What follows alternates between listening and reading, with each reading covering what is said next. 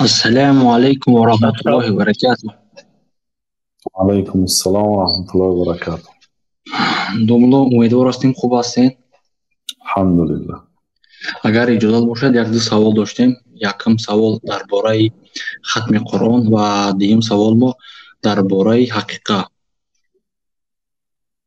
خب استاد هم نیت کردیم که در همین ماه شریف رمضان ختم قرآن کنیم ان شاء الله که 13 14 پاره رو خوندیم و بعدا اگر که ما ختم قرآن رو میکنیم و در قرآن 14 سجده است. بعد ختم قرآن ما باید در گردن ما وجیبه چیه باید حتما سجده رو کنیم نکنیم. اون سجده ها رو بعد ختم قرآن نمیکنید، همون جایی که میخوانید که آیت سجده میبیاد، همون آیت سجده تا آخرش میخوانید و قرآن رو میمونید و الله اکبر گفته سجده رو میرید.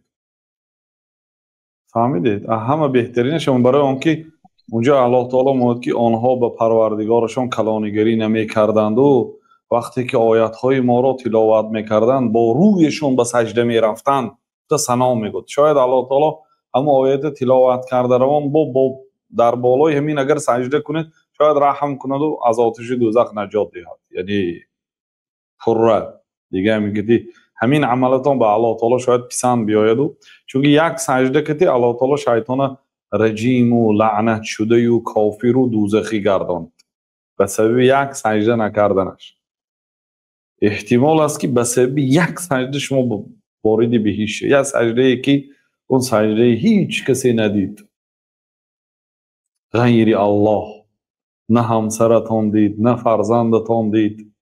همون سجده از کجا میدانید؟ اون سجده چه خیلی عبادتی بزرگ است، شاید سبب جنت در آمدنتان شود. بنابراین وقتی سجده تلاوت است، سجده شکر است، هر سجده که میکنید از الله تعالی پرسید.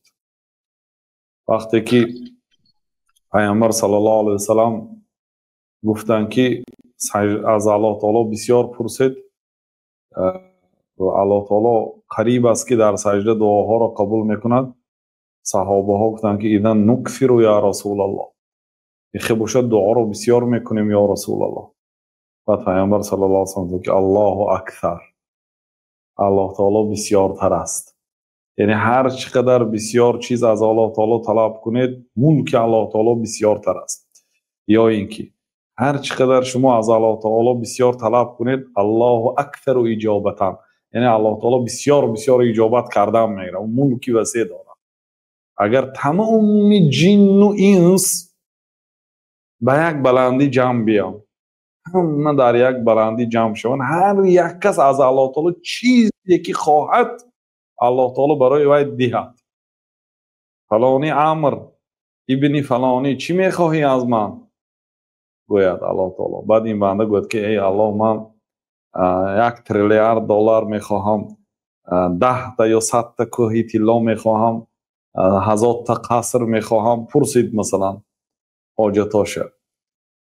بعد الله تعالی داد. همین گونه تمام انسان ها از آدم علیه السلام تا روز قیامت چقدر آدم به دنیا می آمده باشد همه حاجتش پرسید، الله تعالی گفتگیش داد به انسان ها هم به جن ها هم.